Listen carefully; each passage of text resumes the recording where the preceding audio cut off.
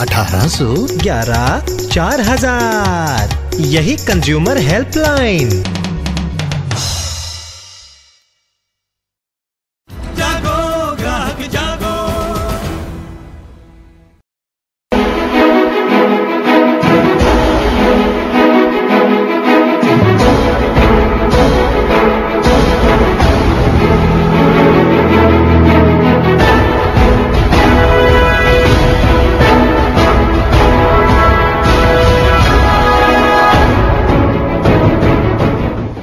Welcome back after this break. घर खरीदना हम सबका सपना होता है, भला ही वो रहने के लिए खरीदा जाए या फिर इन्वेस्टमेंट के इरादे से। लेकिन हुजूर, आपने कभी ये ध्यान दिया है कि आप जो घर खरीद रहे हैं वो असल में वैसा ही है जैसे आपको बताया या दिखाया जाता है? नहीं ना? तो आइए हम आपको बताते हैं। हर इंसान की चाहत होती है कि उसके पास भी अपना कम से कम एक अदद आशियाना जरूर हो। हमें से कईयों के सपने पूरे भी हो जाते हैं और कईयों के अधूरे रह जाते हैं। और कई बार देखा जाता है भोले भाले ग्राहक चालबाजों के चक्कर में फंसकर अपनी जीवन भर की गाढ़ी कमाई को पल भर में ही गंवा बैठते हैं। ऐसे में सबसे पहले आपको जानना जरूरी है कि अगर आप फ्लैट बुक कराने जा रहे हैं तो बिल्डर या एजेंट से उस प्रॉपर्टी के ओरिजिनल दस्तावेज जरूर देखें।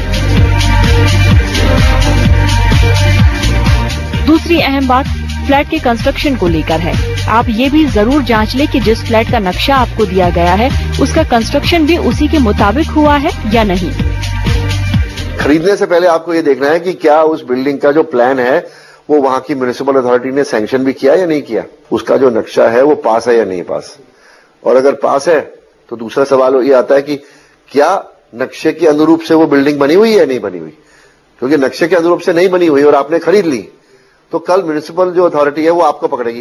कहने का मतलब यह है कि मकान दुकान खरीदने से पहले ड्यू डिलिजेंस कर लीजिए, यानी कि पूरी कहानी पहले समझ लीजिए।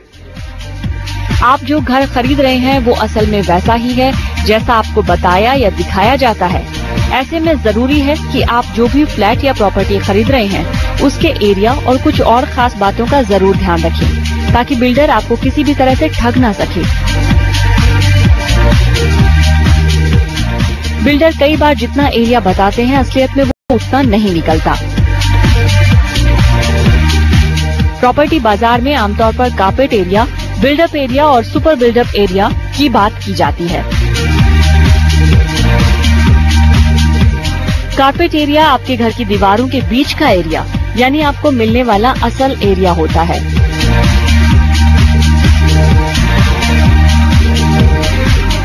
अगर आप किसी कमरे में वॉल टू वॉल कारपेट बिछाएं तो वो एरिया इस कारपेट एरिया के बराबर होगा। जबकि बिल्टअप एरिया में कारपेट एरिया के अलावा घर की दीवारों की मोटाई भी शामिल होती है। सबसे ज्यादा दुविधा सुपर बिल्डअप एरिया को लेकर होती है क्योंकि इस एरिया में क्या क्या शामिल होगा यह कानूनी आधार पर तय नहीं होता। ज्यादातर बिल्डर इसी का फायदा उठाते हैं। सुपर बिल्डअप एरिया में terrace, pump room, lobby, security ऐसी जगहों को भी शामिल कर लिया जाता है। इसलिए घर खरीदने से पहले बिल्डर किस एरिया के तहत आपको मकान बेच रहा है इसकी जांच जरूर करें।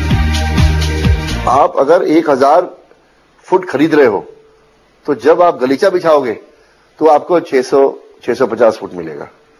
आमतौर पर 1000 फुट के पैसे आप देते हैं तो 600-650 फुट आपको जगह मिलती है। इसलिए आपको ये क्लियर होना चाहिए कि वो जो रेट बता रहा है वो सुपर एरिया के बता रहा है तो सुपर एरिया से 20, 25, 30% कम मिलेगा। तो आप नेक्स्ट सवाल उससे पूछोगे कि ठीक इतना रेट है आपका, इतने का ये फ्लैट है, पर ये बताओ कि इसमें सुपर कवर्ड एरिया कितना है। तो वो आनाकानी करेगा क्योंकि इस मामले में वो साफ साफ बताते नहीं है।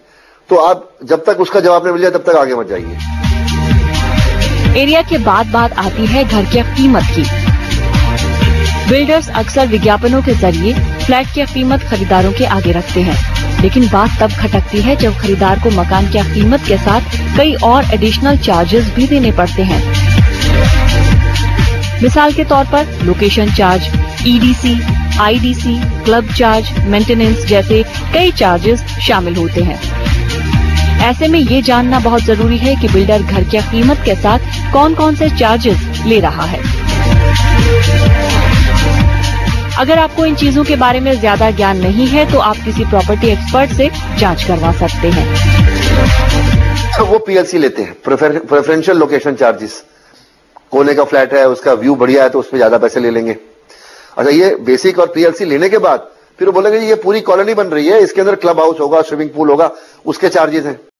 तो जो जो चार्ज हो सकता है आपको देना पड़े उसको आप लिखवा के ले लीजिए, और जो ना लिख के दे वो तो समझ लीजिए इसमें कोई मामला शंका वाला है।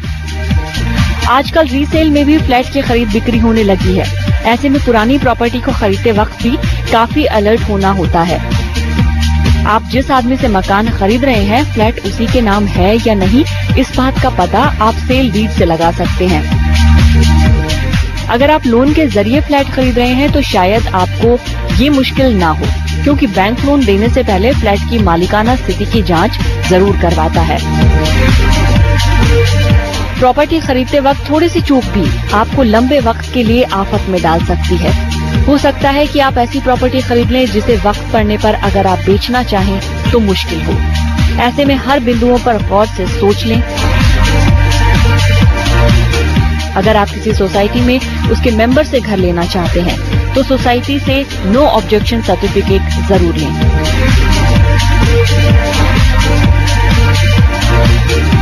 अगर मौजूदा फ्लैट ऑनर पर सोसाइटी का कोई शुल्क बकाया होगा तो वो आपको एनओसी नहीं देगी।